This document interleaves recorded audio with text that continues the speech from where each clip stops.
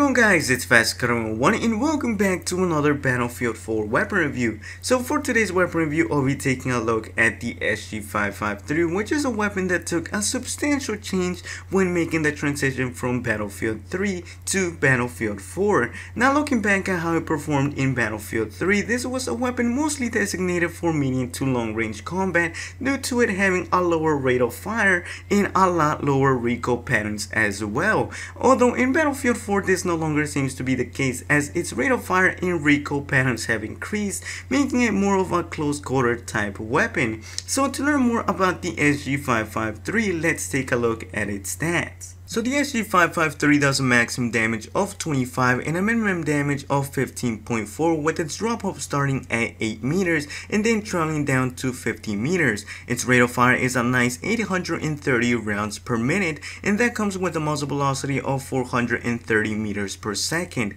Its magazine size is 31 rounds, and that comes with reload times of 2.65 seconds when fully empty and 2.15 seconds when one bullet left in the chamber. And last are its recoil patterns, pulling up by 0.3, pulling to the left by 0.3 again, and pulling to the right by 0.5. So what this means is that it's going to have a higher vertical pull, but at the same time it's going to have a higher horizontal pull to the right, which at times can be very tricky to control. Now if we go back to something I mentioned previously, is that this carbine is better suited for close scenarios, so using it in smaller maps will definitely allow you to use every advantage this weapon has to offer to its maximum potential. I actually found the rate of fire of this weapon to be one of the things that just make the SG553 a complete killing machine, and this is why every time I came across an enemy I always ended up winning the gunfight. So since this weapon does have a higher rate of fire, you will also find yourself going through your ammo very quickly, so reloading often comes into play when using this weapon.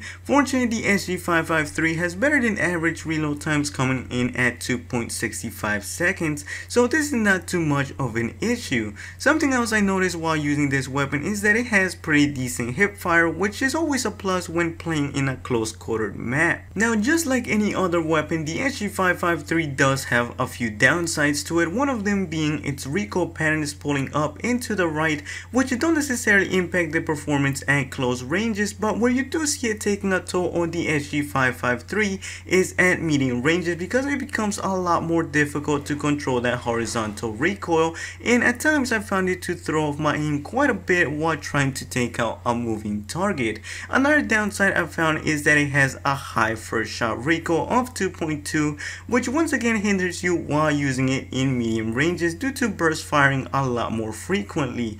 But with the proper attachments, the SG553 can become a great weapon not only in close ranges but in medium ranges as well. Now my preferred and recommended loadout for this weapon would have to be the coyote sight, laser sight, compensator, and the angled grip. The laser sight is to have a better hip fire accuracy in close quarter situations. As for the compensator, is to help you with that horizontal recoil, which in my opinion is probably the hardest type of recoil to deal with. And last is the angled grip, helping you with that first shot recoil at medium ranges. So yeah guys, this pretty much wraps up this weapon review. Hopefully you guys have enjoyed it. Also don't forget to tell me in the comment section below what do you think about the SG553. If you enjoyed the video, make sure to leave a rating, as it always helps out the video and the channel a lot. If you're new around here, feel free to subscribe for weekly Battlefield videos. And as always, this is FastDucati101, and see you in the next video.